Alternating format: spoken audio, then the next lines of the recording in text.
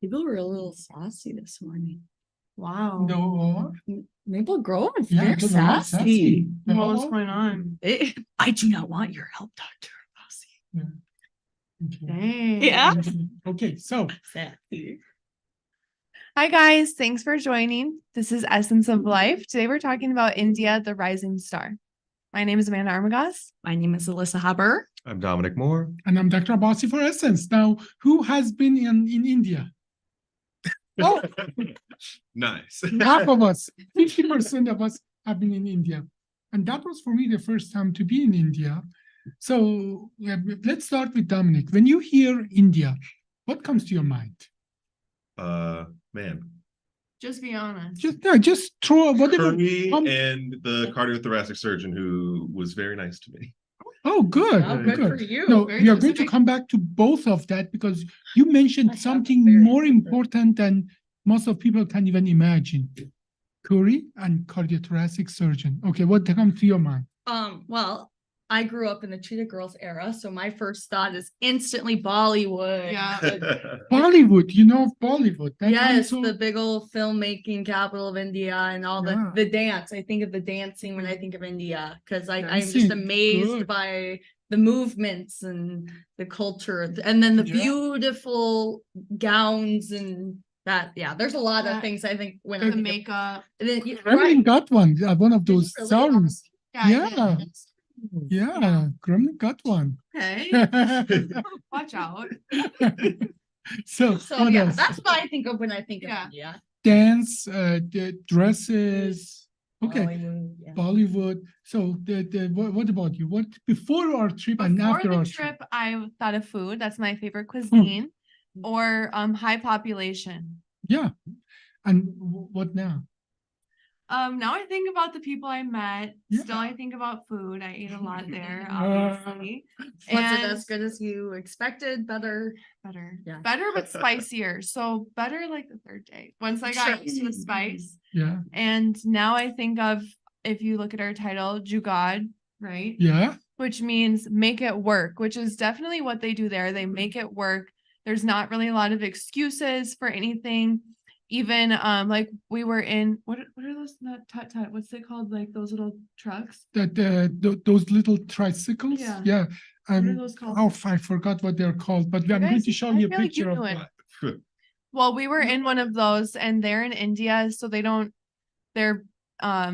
use Uber too. And we used an Uber to book our little tut-tut, but then the guy told our friend Akshay to cancel that and just pay him cash. Oh. And Jugad, we made it work. We did it. When I think of India, I think deep.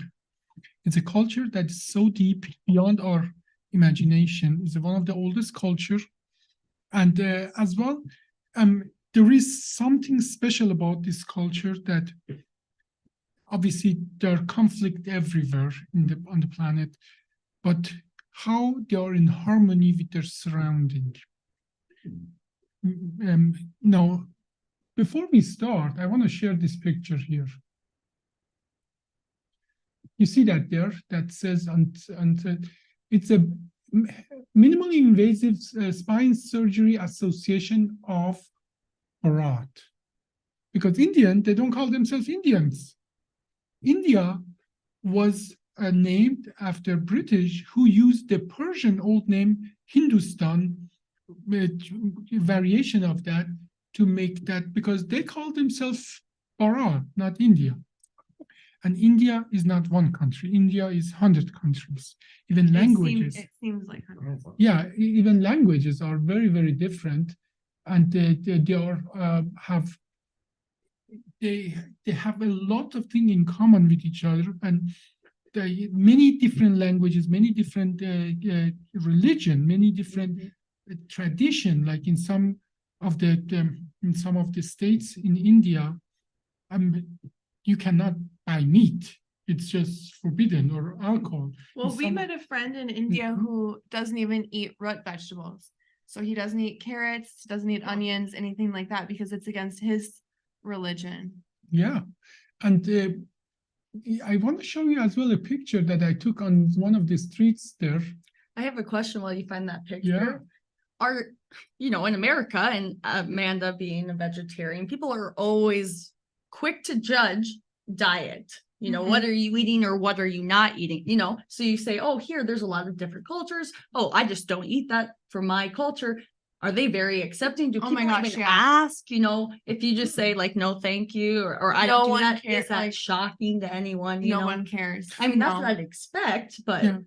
That what I'm going to show actually has bearing on your question. Okay. It's actually might make another loop and not only answer your question and answer you why they are that way. sure. So I'm going to share this picture now. That's my first country I've ever been to where people weren't like, oh my gosh, you're a vegetarian. How do you get your protein?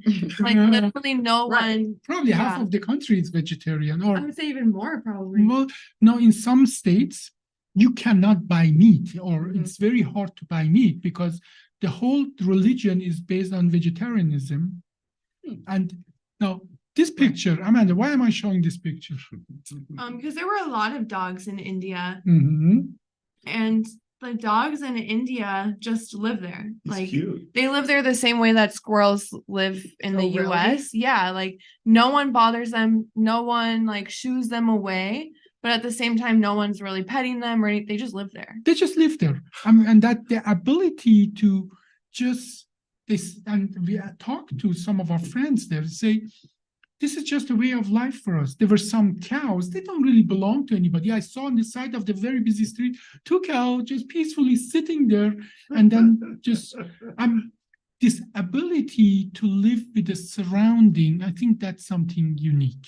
Not interfere, not like in the United States, there are 5 departments should be called for that Right. dog, and police will come and try to catch it, and then so in something they euthanize the street dogs and so on. They just let them be. They don't mind people, and people don't mind them. As a matter of fact, they told us don't pet them, right? Yeah. Now, Told me. yeah. Told me don't pet.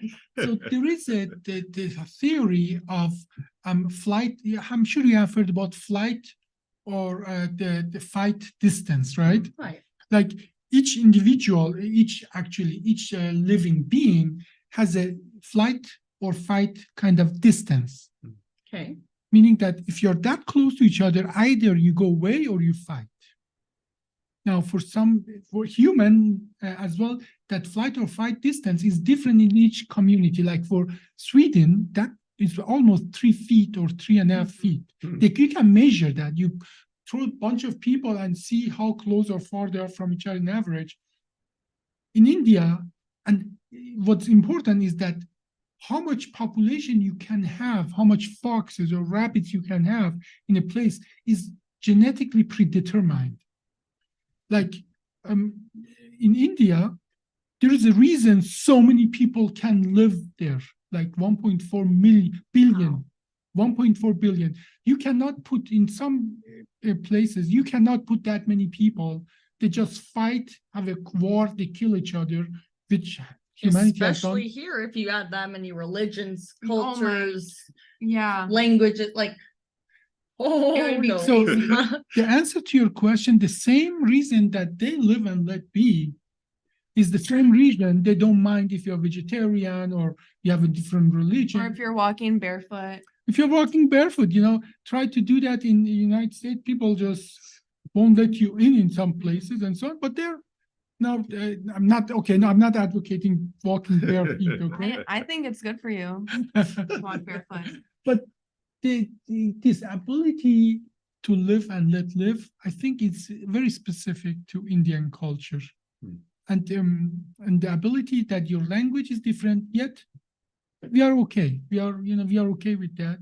Now, do not make mistake. Indian is still a very hierarchical society, very class and caste-oriented system, which they are pushing it away. The best I can see that. But the ability to say, okay, you live your life, I live my life. I let the dog just be. I let the cow just, if the cow is in the middle of the street and so on, that people just go around it and, just make it work. That is something truly fantastic. I noticed that, but as well, this Hindu or Buddhist that come from this respect for life. Yeah. So let's go back to what you said, Dominic, about what comes to your mind when you hear India. Can you want to repeat that? Yeah, I think of curry. I mean, I could say food, but I'll be honest, it's curry. Yeah. And then also the one cardiothoracic surgeon who Yeah, is from yeah. India. If you would take all the Indian doctors away from American health system, the American health system would collapse. That comes back. They have a very old tradition in science. In the numeral that 1, 2, 3, 4, they're based on 10 system or numbers. That's a Hindu invention that through Arabs came to us. Oh. At the time that there was no civilization in many other places, Indian civilization was high in philosophy, mathematics, and so on. The many basic astronomical, many different concepts, they come actually from India. And that's probably one of the, if not the oldest culture and civilization on the whole planet. So it's not by chance that, a cardiothoracic Indian surgeon. And as well, they have lots of universities that produce high-level individual. They don't have our resources, but they have lots of brain power going on. As a matter of fact, in Bangalore, where we went, it was the Silicon Valley of India. Yeah, They the talked to us IT about hub. it. Yeah, 14 million people. in one city, 14 million people, twice the population of Minnesota in one city. Jeez. Like That when is I picture that, I picture just like stacked on top of people, like buildings. Like what do houses look No like? house. Everyone lives Right, in an it has, apartment. it has to be Yeah. stacked high. Right. And I think also a lot of these apartments have multi-families in them. Oh, sure. Yeah, I think a lot of times in India, people take care of their parents or Sure. their grandparents. Do you think that takes a lot of like self-identity, self-understanding to basically see all these other people going about their lives and just kind of go, that's fine. That doesn't bother me. Like I'm just myself. Speaking from like I grew up in a tiny town where everybody knew everybody, and I did one thing and somebody knew I had a new shirt before I did, and then I moved here where it is the first time not one person knows it's my birthday when I walk into Walmart on September 2nd. Right. Hmm. And Yeah. it's mind blowing, for a while it was, now it's lovely. I love it. I could never go anywhere. Like I'd look like, You're peaceful now. unpleasant walking into every store. Nobody knows who I am. Nobody's going to see me again. And there's that sense of peace so that I don't have to worry. So that's something that I've become accustomed to that I wasn't. So I've seen both sides, and I personally like the second side a lot Right. more. Yeah. I'm just going to say You that. have more identity because no one really cares what you're doing. And you don't care what anybody else is doing. Like No. there's a sense of peace in that too. Oh yeah, I could not care less. Well, no, we should as well differentiate between not caring. It's not that if you see somebody in need, they don't care. It's about that they don't mind for you to be different in any ways. Correct. Yeah.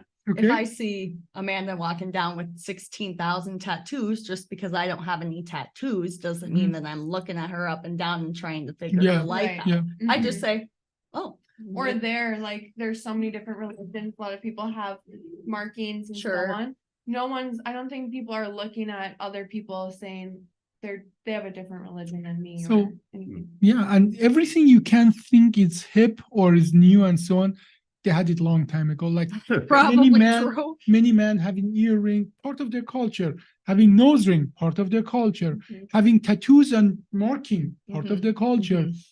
Gay, they have a huge gay. It's part of their, they're very tolerant culture that considers lots of different aspects of life, just being a just different way of life. Let's come back though to your second thing, spice, curry. So Mhm. Amanda, describe what we are looking at and what it is. And That's the Palace of Bangalore. The name has changed so many times. I don't know for sure what the that's original exactly the name. point I'm going to make. Oh, really? Yeah. I don't know for sure what I'm the sure original this name is. picture doesn't do it any justice. No That justice. looks beautiful, even if with this picture. Yeah, I was gonna inside- say I like this photo. The inside's really beautiful too. And actually it's interesting because there's a lot of Wow, castles how or do they- palaces. Oh, who are in they? India. And actually when the Europeans came, they came and took all of the castles and started living in them. Oh, So well. instead, sometimes people let other humans, not like royalty, just rent out parts of the palace to live in. I've picked something up by looking at these pictures. He only smiles when he's with you. So I don't know what he was talking about before, but Yeah, do you see how all of close his I was? selfies, he looks so sad. No Oh, that's a nice picture. smiles, So I think you need to take more group selfies. Thank you. I agree. So, this palace is the palace that there were many generation of royalties or maharajas lived, but for a big time part of Indian history, they were just puppets of British Empire. Curry is the blessing and curse of India, because you may or may not know that British food is very bland and Wait, sorry. Speaking of British food and India, actually the national dish of Britain is butter chicken. which is the Indian food. Like, what does that tell you? Nice. So I did. Unsalted butter too. It's bland. No, I'm just kidding. No, I've heard Indian food in the UK is good. and as well, so the spices, something that you can add to your food, and it makes it just having different flavor and so on. The spices for a very, very long time came from India. As a matter of fact, most of British wealth comes from India through spice trade. They created a company called East Indian Company, which was practically an extension of the British government, and lots of rich people were practically went to a place in India, got the resources, and then they put down the revolts, killed lots of people, established a puppet there that by all practical purpose helped them to get the resources from India, mostly spices, and then bring it to Europe. And practically most of British wealth was based on the spice trades with East Indian Company. They tried to do something similar in the West, but West Indies Company, because they called the Indian Native American Indian. They have different reason for that.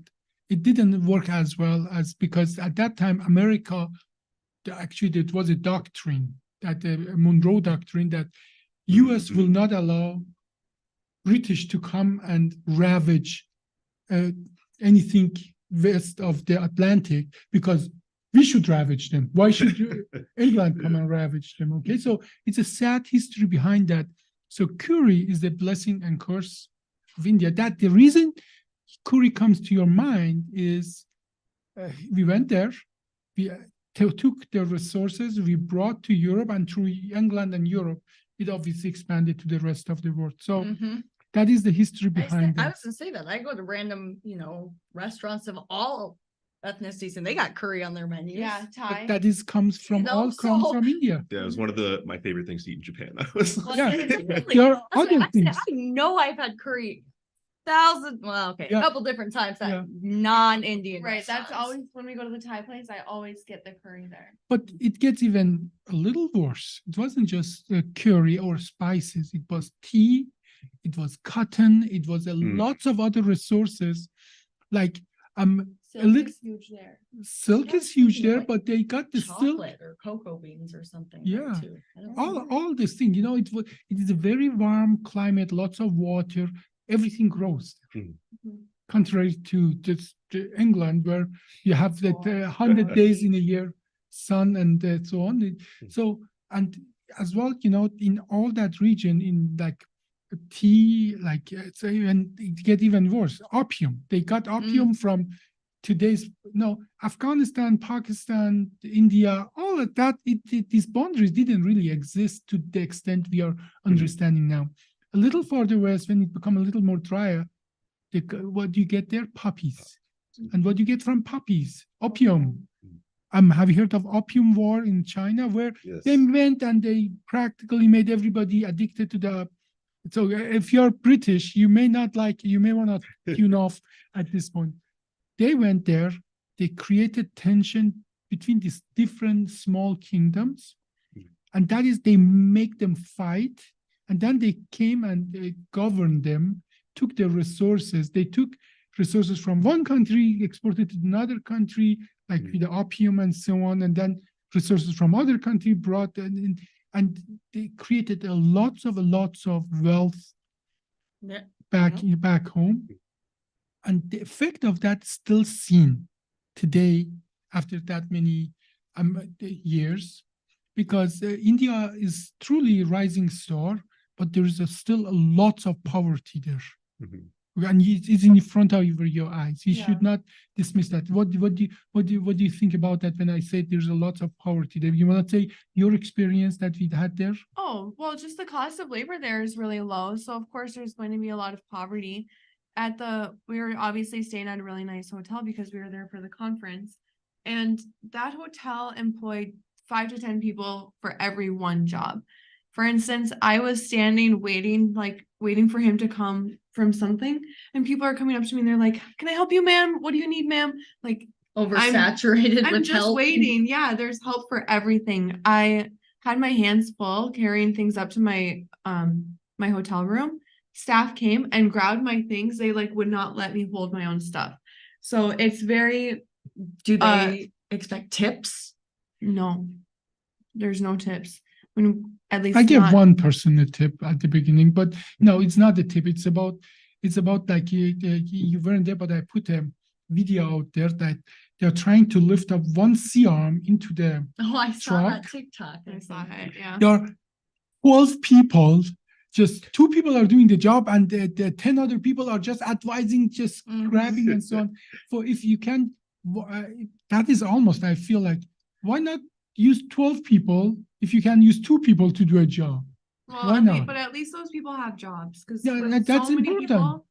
The thing that I find so mind-blowing here, because you can just tell the difference night and day, is, you had 12 people who you said, well, 2 people could have done the job. Well, 2 people could have done the job, and here, if you underpay people, what are the other 10 gonna do?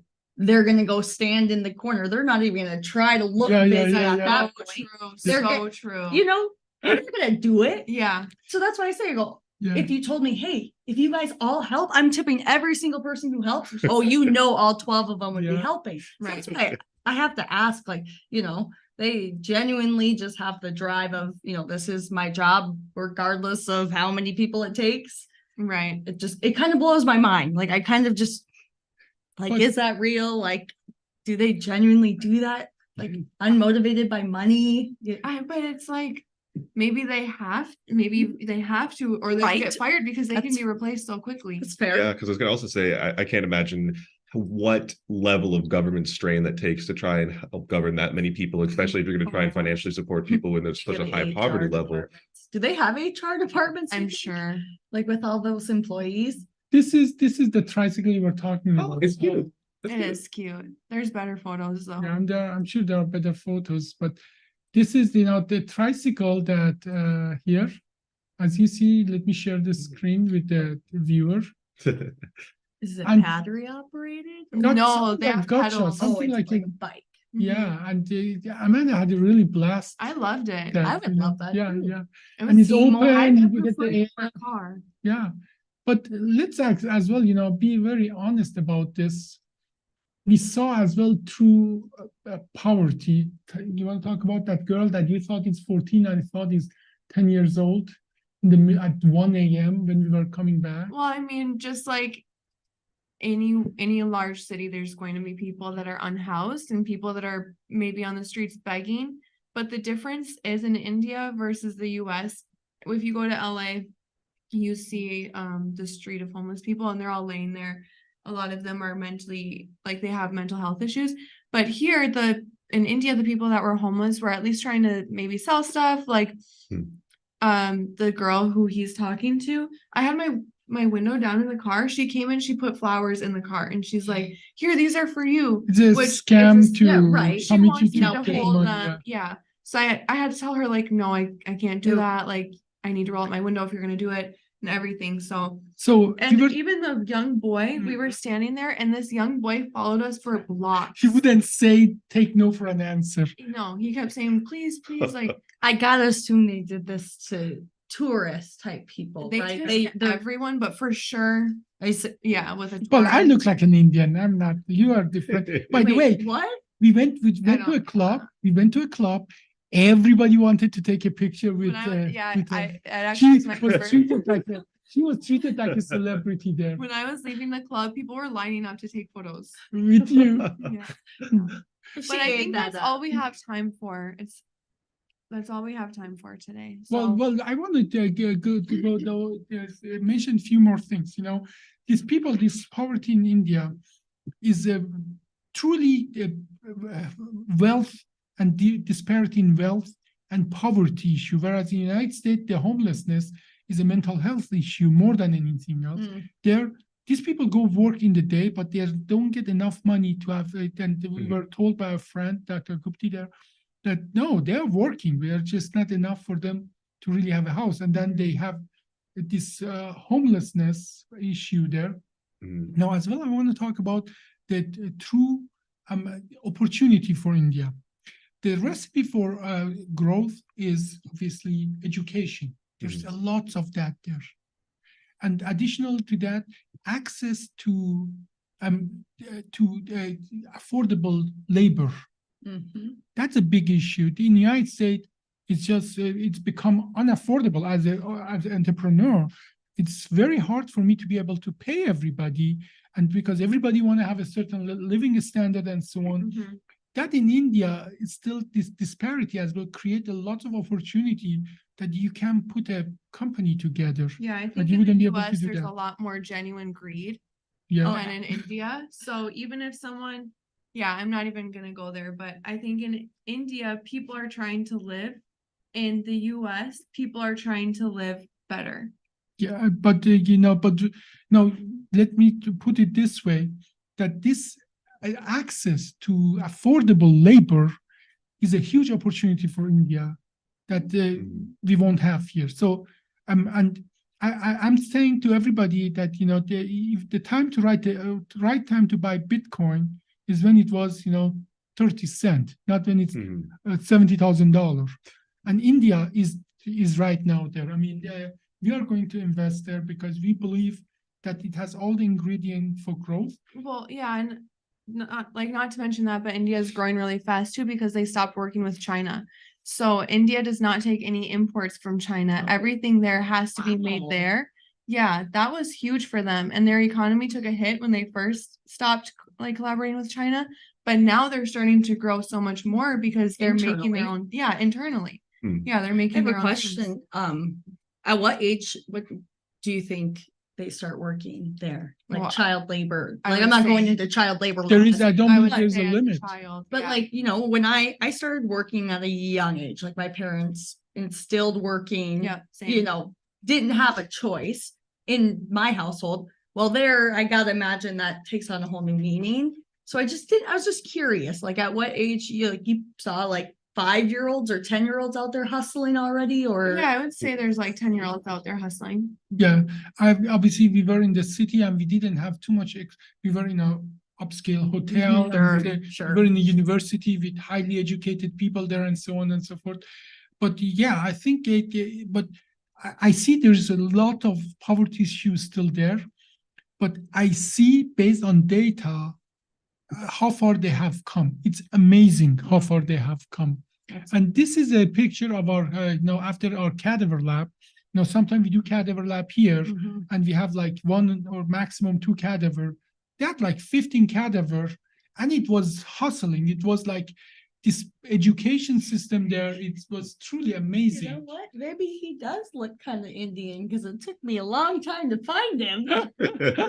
Big Was girl. in that picture? It's a big group. And then I thought, oh gosh, maybe he's onto something for once. So, but it is amazing that how good their education system is, and how many bright minds are there, and we are benefiting from that. Oh, for Have sure. been for a long time. Well, and their goal is for the US to benefit from that because think about it. When we were in India, everything was in English. Yeah. Just like in Oman, all of the buildings were in English. There was actually a Target headquarters, a Lowe's headquarters. Mm. Everything was in English. But as well, in many different places, they speak different languages. Sometimes English is the language they communicate among themselves. That's very interesting, because I know one of the bigger issues too with countries that are, you know, moving themselves forward, and especially a country like this where resources are such a hot thing, putting all that resource into education and then expecting so many of them to leave your country. In a lot of standards, that would be That's a good wasted resources, but it sounds like it's not. One Yeah, that's amazing thing that has been happening in the last 10, 20 years, mostly 10 years with India, is that people who come from India, immigrated to the United States, they get educated and they go back to India. They take their expertise. The reverse immigration. Until now, the brightest mind there, they grow up there, they go to university, they come and get more education here, but then they stay here, create companies. We benefit from them. Now, that our friend came here, he's a neurosurgeon now. Neurosurgeon, he can have a very good life here, but decided to go back because the quality of life there for him is much higher there. This is a very good sign for the world, for the India, not a good sign for US now, because we need those experts here, but we can win as well in a different way. I think a strong India, strong and prosperous India is a good business partner for US. In the long run, I think it's a good thing, but in the short run, definitely we have to be worried about that our best and the brightest, after they have been here, they have been educated, now they're emigrating back to their countries, that this is happening mostly for India and China, but we are talking about 3 billion people population. Well, it's You have to be worried about it. It's the scarcity mindset in the Yeah. US that I think we have, that in the US we feel that everything is so limited and it has to be only benefiting us, where it's really hard for Americans to realize that other countries doing well is something good for the entire world. Yes. Yeah, we don't really want a monopolar world. We don't necessarily want the one power, because that's how we get the British Empire, you know? Yeah. That's not what we want. Well, that is a Hence the thing US. that you say, that the monopolar, the world used to be a two main powers, Soviet Union and US. And after the fall of the Soviet Union, we were the only players. We were the only game in town.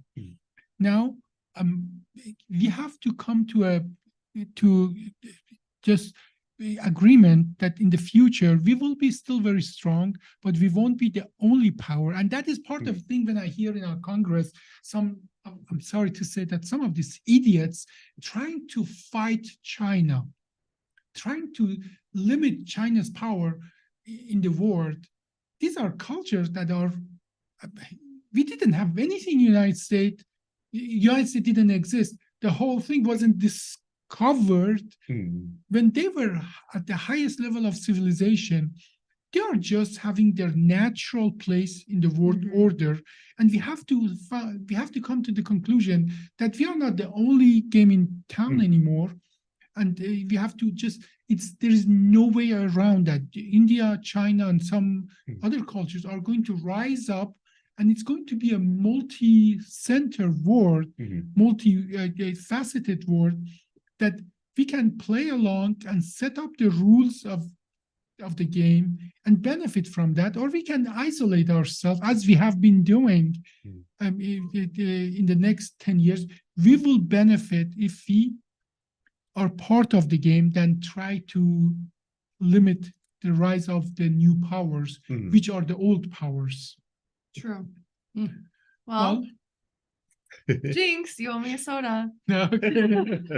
Thank you guys for watching. This was Essence of Life, India, the Rising Star. I'm Amanda Armagast. I'm Melissa Haber. Dominic Moore. Before we go, though, say what that jugar means. I did already, but Jugar means make it work. Make it work, whatever you can. And in this country, this is important. Thank you very much. Be safe. Do you want to say something else? No, I will say takrabas